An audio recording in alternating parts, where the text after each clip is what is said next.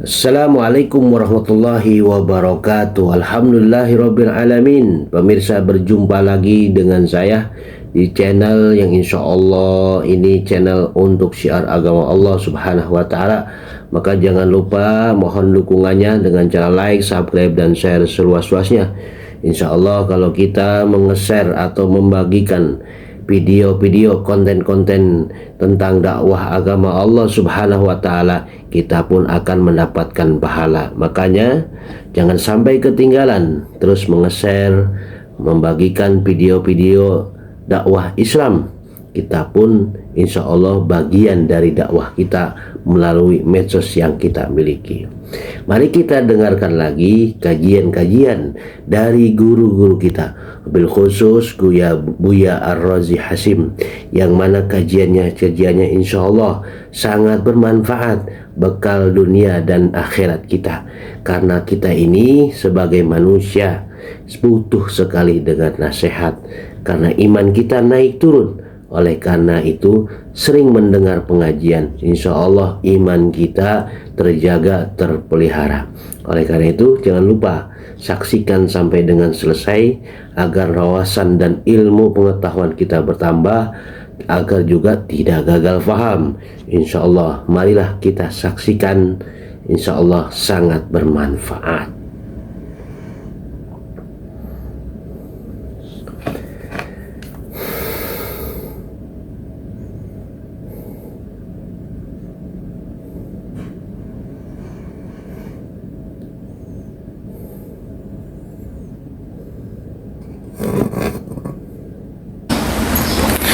Qala, ya, beliau sedang menjelaskan tentang hadis ayat fa'lam annahu la ilaha illallah. Ketahuilah, surat Muhammad ayat 19, tiada yang berhak disembah, tiada yang berhak dituju kecuali Allah. Lalu hadis Imam Ahmad, kata Rasulullah SAW, jaddidu imanakum, selalulah perbaharui, segarkan imanmu. Lalu sahabat bertanya, bagaimana caranya wahai Rasulullah? Baginda Nabi SAW menjawab, perbanyaklah baca la ilaha illallah, ya. Penjelasan itu beliau jelaskan dalam satu kalimat. Apa kata beliau? Wa kullama wahhatta, dan setiap kali kullama wahhatta, engkau mentauhidkan Allah, engkau baca la ilaha, engkau fahamkan bahwa tiada yang berhak disembah kecuali Allah, engkau fahamkan bahwa dirimu bersumber dari tanah, dari anasir yang 4, dan semuanya dengan kunnya Allah subhanahu wa ta'ala, ya. Bana laka syirk, nyatalah bagi dirimu itu apa yang disebut syirik khafi.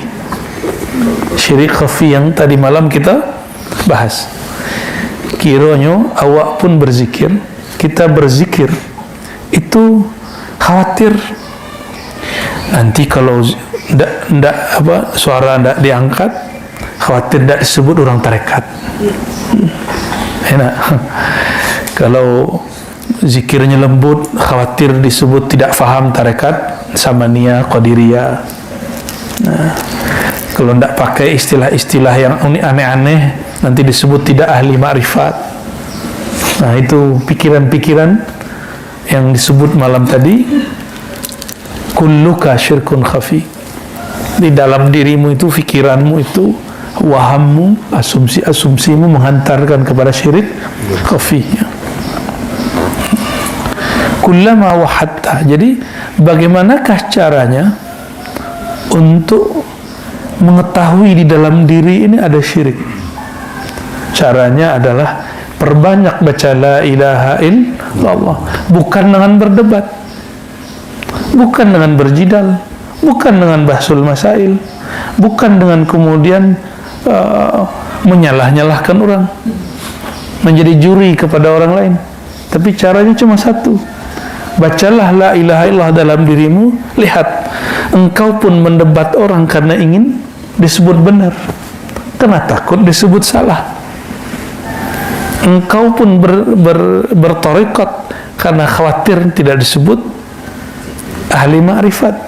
Nah, jangan-jangan begitu ya.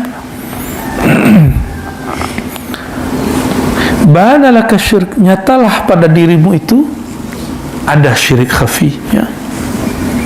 Ya. Apa syirik khafi? Syirik yang tersembunyi ya. Apa yang disebut tauhid malam tadi? Keyakinanmu bahwa hanya Allah lah tujuanmu. Fatajaddad fi kulli sa'atin wa waqtin tauhidan wa imanan. Maka fatujaddid bisa juga, hendaklah ya engkau memperbaharui tauhid fi kulli sa'atin, di setiap saat dan waktu ya, setiap saat dan waktu. Apa yang disebut waktu di dalam ilmu kerohanian? Kalau waktu dalam bahasa kita ya, ini jam berapa? Pukul 6 lewat 10. Itu jam menurut awak. 5 menit lain, 10 menit lain, kan gitu. 10 menit berarti 10 kali 60 detik. Itu jam menurut kita. Tapi sa'ah dan waqt menurut ahli-ahli rohani, ahli-ahli ma'rifat, setiap nafas yang engkau ambil, yang engkau hirup dan yang engkau keluarkan, itulah waktu. Maka disebut oleh beliau, maka hendaklah diperbarui iman dan tauhid itu fi kulli sa'atin.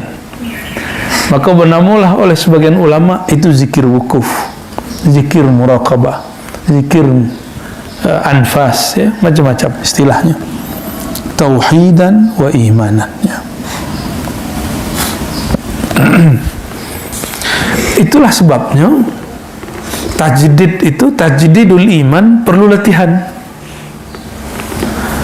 supaya perut kita six pack atau six pack kan, untuk binaraga. Apa latihan orang?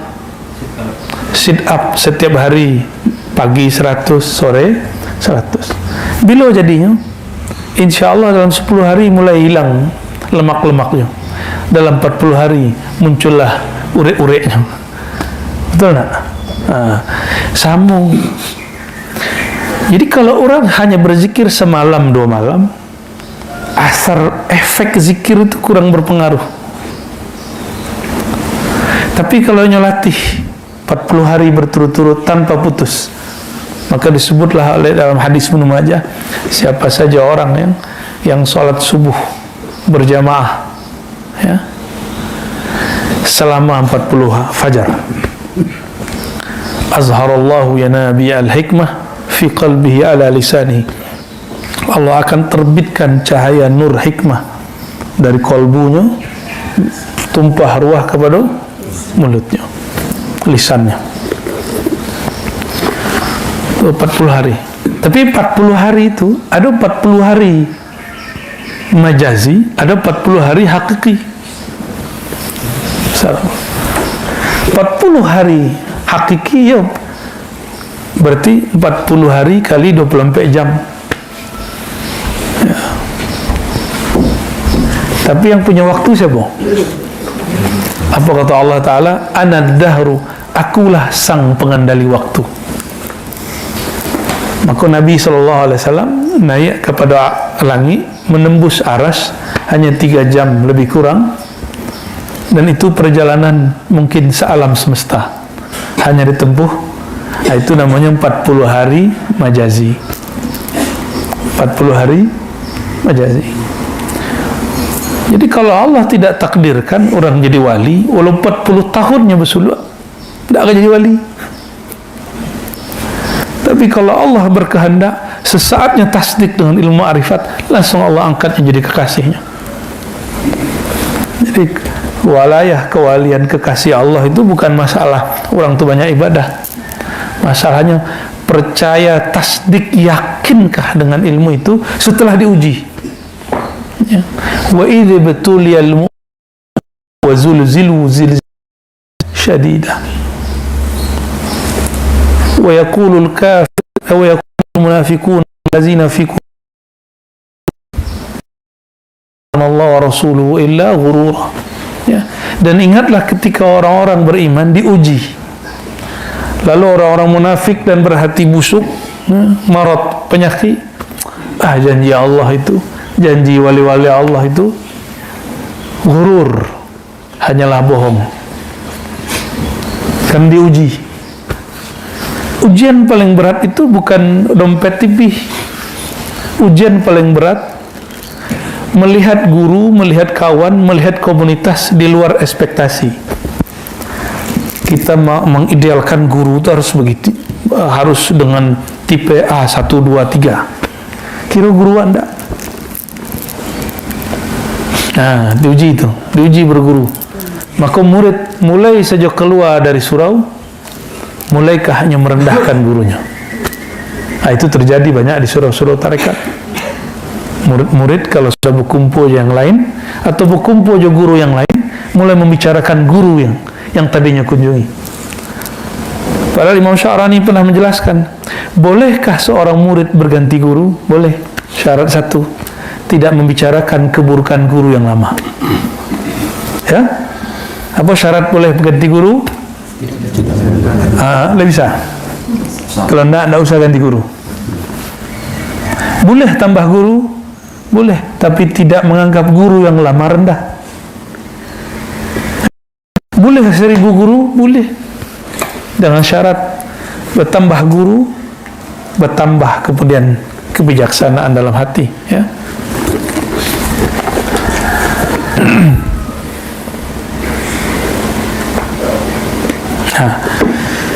Jadi di dalam diri kita ada asumsi-asumsi, kata orang. Ya. Apalagi kalau lah mulai sakit-sakit kepala, nampaknya dikirim oleh orang orang tarekat tuh. Lajaleh orang Minang tuh kolesterol tinggi dan masalahkan orang. Inyo na salah makan. Kalau kolesterol tinggi, wajib kurangi garam. Wajib kuranginan berlebih minyak basan santan. Dek kawannya mursyid bagi jo sakit kepala kecilnya. Sudah wassalamnya pajak tu Wah khalifah wah. Kalau itu terjadi di surau-surau Sula, bah kira-kira di luar surau Sula. Menyedihkan. Ya.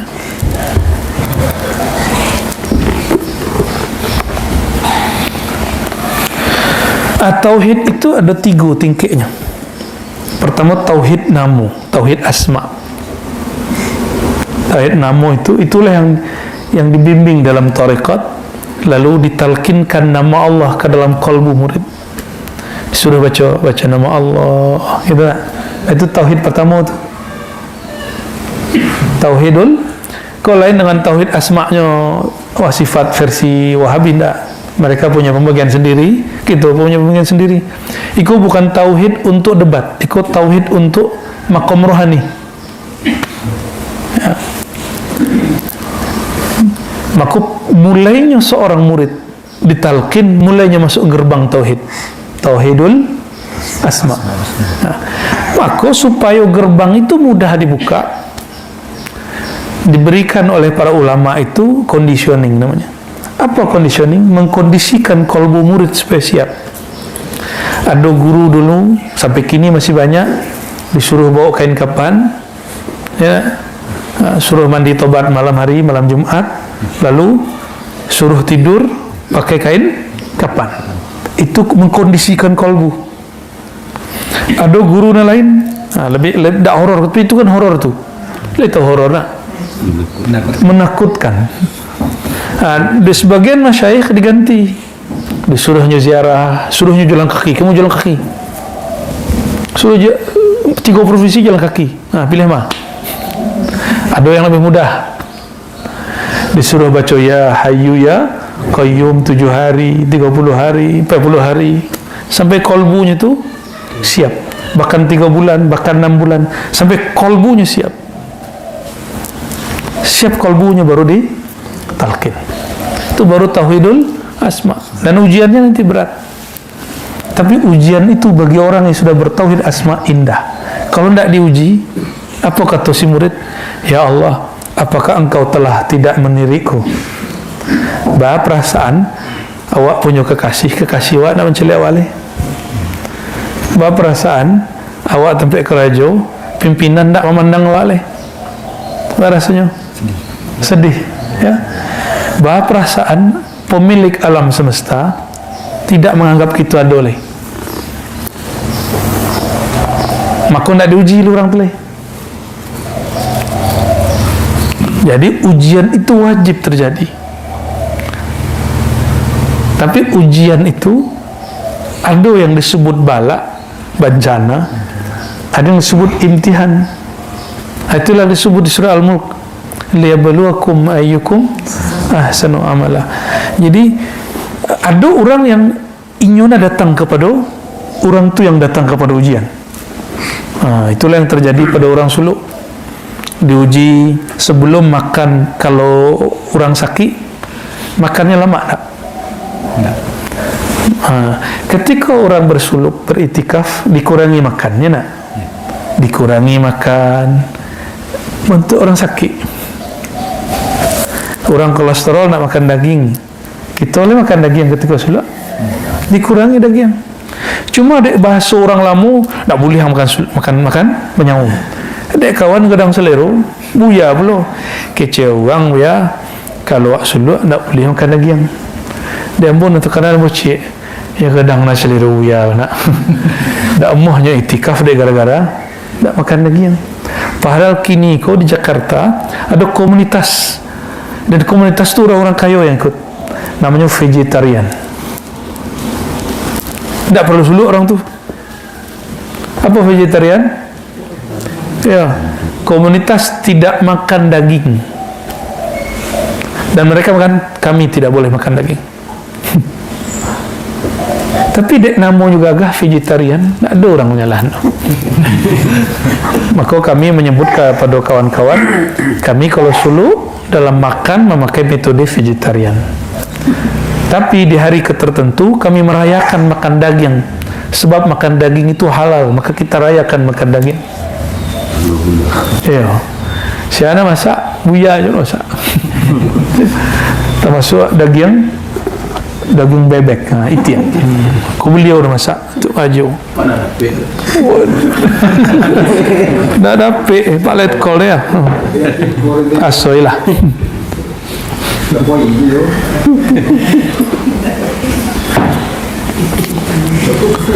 Ada tauhid asma, ada tauhid af'al, perbuatan. Mulai pagi ko mulai dipahamkan, walaupun ulun talqin sebagian, tauhid af'al. Apa tauhid af'al? La fa'ila illallah. Dibaca je lidah la ilaha illallah, dalam hati difahamkan tiada yang berbuat, tiada yang menggerakkan, tiada yang mengumpulkan, memisahkan, menghidupkan, mematikan, memberi rezeki, mengantar rezeki, menjauhkan rezeki, kecuali Allah.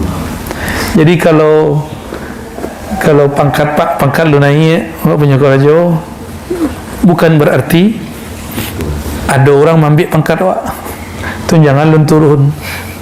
Jadi salah belum kok sia, ya memang rezeki lun, ya awak lau sawo ya, pindah aja berhasil tu katanya sanggu. Kan banyak orang mengecek itu, itu mengeluh namanya itu, ya. Sama juga orang mengecekin, saya telah berdoa tapi Allah belum kunjung menjawab. Tauhid af'al itu tauhid yang sudah tinggi, tauhid yang sudah tinggi, ya. Di dalam tauhid af'al itu nanti bersobok ada tauhid sifat. Itu nanti kalau sudah menjalani suluk rohani, baik suluk beritikaf ataupun suluk dalam keramaian tamu, nanti akan menempuh jalan itu, ya. Ada tauhid yang lebih tinggi, itu tauhid zati, ya. Nantilah di lain waktu kita menjelaskannya. Maka sangat disarankan untuk semua salik, semua orang yang sudah mengambil ilmu zikir, setiap selesai solat fardu, Kalau sibuk, tetap baca la ilaha illallah walaupun 10 kali. Walaupun hanya, tapi karena Allah suka yang ganjil, tambahan cek. Seboleh kali. Ya? Jadi subhanallah, alhamdulillah, Allahu akbar. Wak sibuk, tambahkan apa? La ilaha walaupun 11 kali. Ya. Kalau cinta Rasulullah. Kalau cinta Rasulullah. Ya. Maka tambahkan pula salawat seboleh kali. Sallallahu alaihi wasallam Muhammad, sallallahu alaihi Muhammad, sallallahu seboleh kali cukup. Ya. Boleh. Picang mata swanta, baca nama Allah swanta dalam hati. Apa nama Allah yang awak tahu, yang sudah ditalkinkan guru? Baca swanta supaya adil pula. Barangkali awak itu baca seboleh kali. Itulah salah satu ijazah yang kami dapat dari guru kami, Guru Wildan. Ya. Beliau mengajarkan namanya Thariqat Al-Idrusiyah. Thariqat Al-Idrusiyah itu ringkasan dari banyak thariqat. Naqsyabandi, Saman itu diringkaslah di situ. Ya, diringkas di situ. Ya. Boleh diamalkan. Kalau sibuk lah, apa yang dibaca setelah subhanallah, alhamdulillah, Allahu akbar, walaupun tasbih ketek.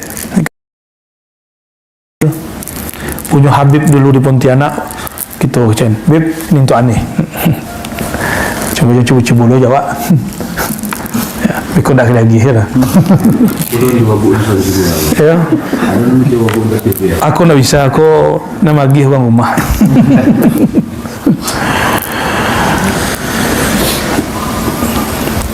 Jadi kalau awak terus mengetuk kolbu, diketuk kolbu, jadi kolbu tu kalau sudah mengeras, itu dia gih minyaknya agak banyak.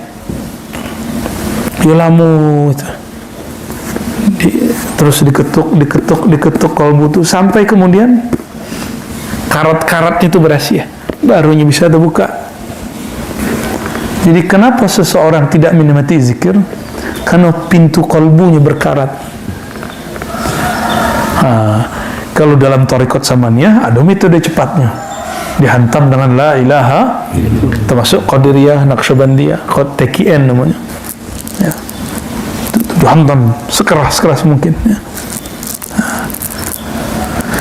Nah, terakhir sebelum kita sarapan, kullama kharajta minhu zada imanuka wa kullama kharajta minka zada yaqinuka. Beda iman dia. Iman ko percaya kepada nanda nampak, yaitu Allah Subhanahu. Akhirat dia nampak gini, maka percaya ke akhirat disebut iman. Lain sebutnya Nabi Muhammad sallallahu alaihi wasallam, maka percaya kepada Nabi disebut iman. Jadi beda iman dia yakin. Iman tu tak nampak. Iman tu kalau diyakin namanya ilmu yakin. Hanya sampai di derajat ilmu ilmu yakin. Hanya percaya kata orang yang terpercaya.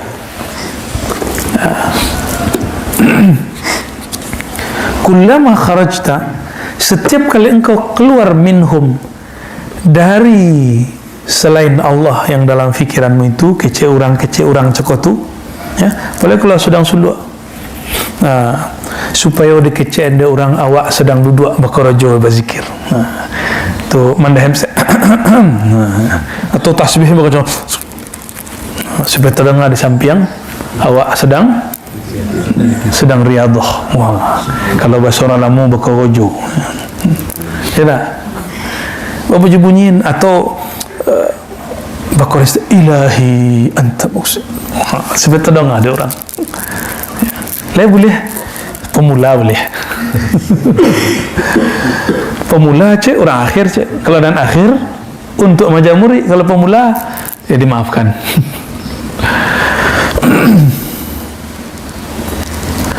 Jadi kata orang cakap tu itulah syirik. Keluar awak dari situ, zada imanuka, baru bertambah iman engkau. Ya. Wa kullama kharajta minka, tapi lain jika engkau keluar dari dirimu. Diri waktu harus keluar, diri yang mesti kita keluar pertama, diri banamu diri nafsiyah. Nafsiyahku ada nafsiyah kedirian ego binatang ternak, ada ego binatang buas, ada ego setan, ada ego malaikat. Nah, malaikat pun berego. Bara macam-macam nafsiyah dewa. Empek. Pertama ego apa? Ego binatang ternak. Orang basuluk itulah selesai dia tu. Sebab kecik khalifah, tuan khalifah tarikat, kalau engkau basuluk makan kurangi. Ya, tak boleh lagi yang nyumuri jadi. Itulah selesai itu. Ya. Artinya tak ada mengeyel kecik orang Jakarta. Ya, tak ada protes lagi.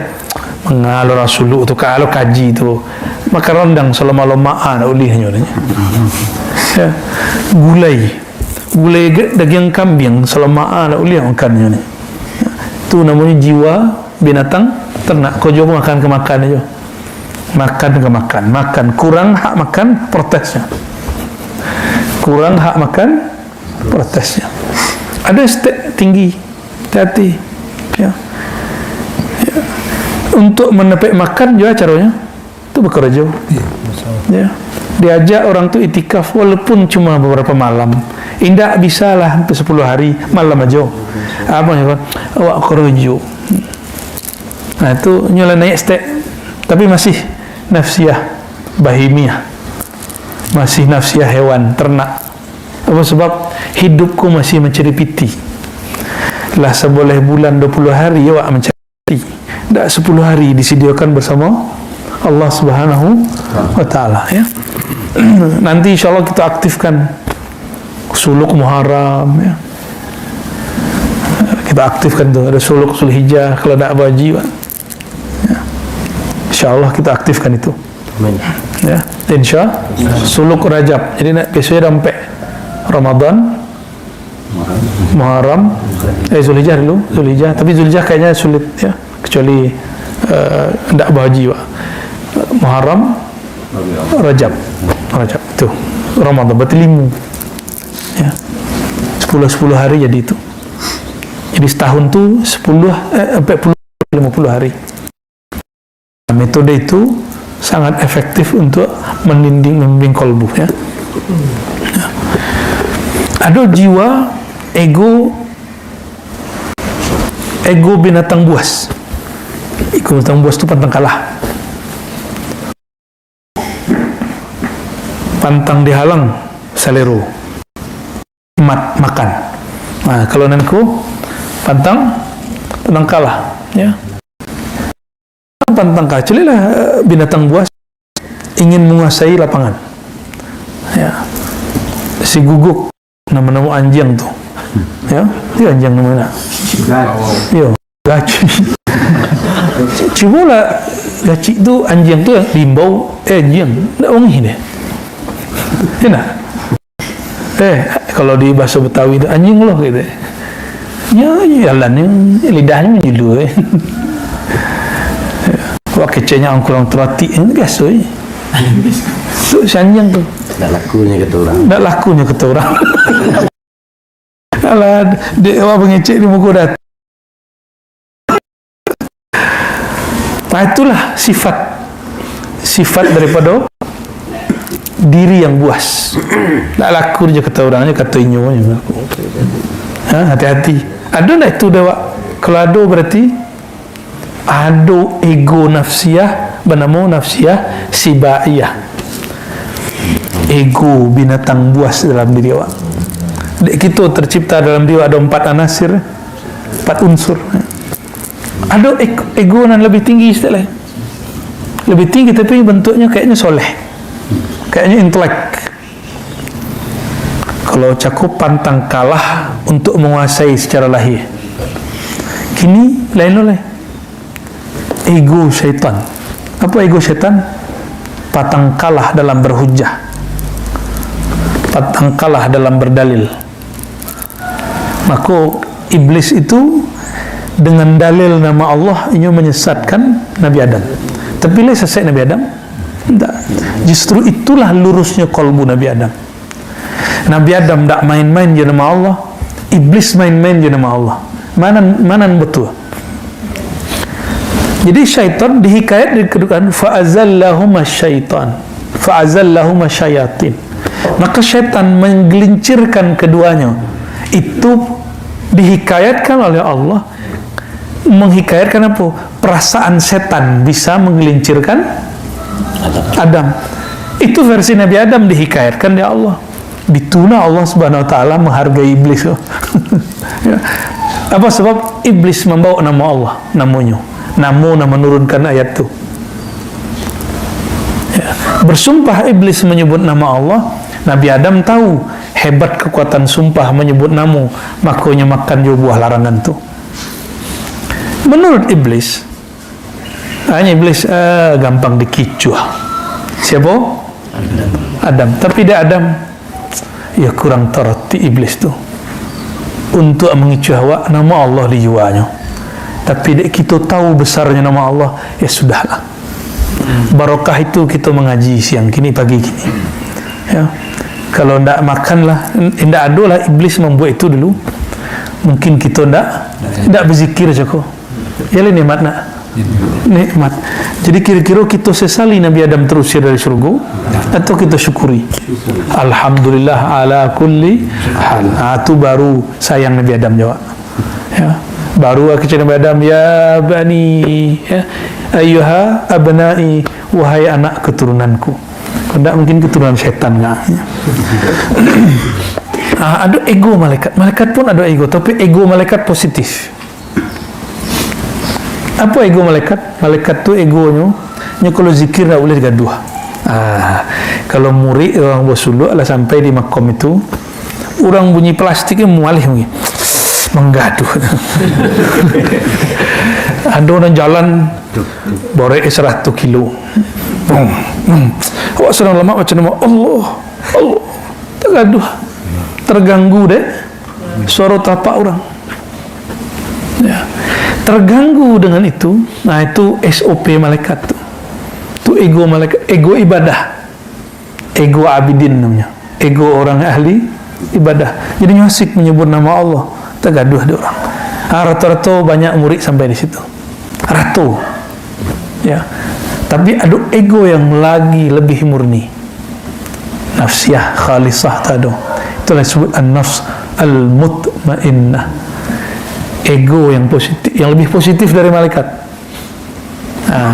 Lain waktu kita uraikan dulu nanti tentang itu. Kata beliau, kullama kharajta minka, kalau engkau keluar dari ego dan empek cako, zada yaqinuka, baru bertambah yakin engkau, menaik dari ilmu yakin kepada ainul menampak walai. Bahkan naik kepada hakul yakin, tidak hanya menampak mencari orang, awak pun merasakan yang dirasukan orang. Kecil orang zikir tu nikmat, ya. Afdalu zikri la ilaha illallah, zikir paling nikmat la ilaha illallah. Kita ikuti membacanya, terasa dua nikmat itu hakul yakin tu. Tapi tiadalah keyakinan kecuali diuji. Ya, ujiannya orang tu diajak zikir mengaji je nama. Tapi ketika ada pola dari guru kurang berkenan, ada sikap dari guru kurang berkenan, mulai syak muncul. Jadi apa lawan yakin? Syak, was-was.